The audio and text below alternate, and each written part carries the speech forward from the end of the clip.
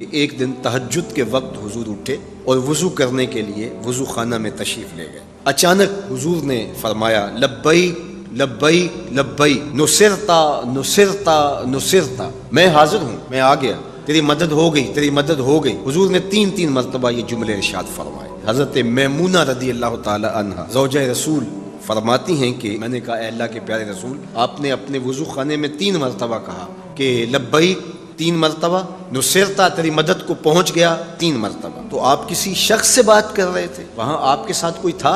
تو حضور نے ارشاد فرمایا یہ راجز تھا، عمر بن سالم الخزاعی۔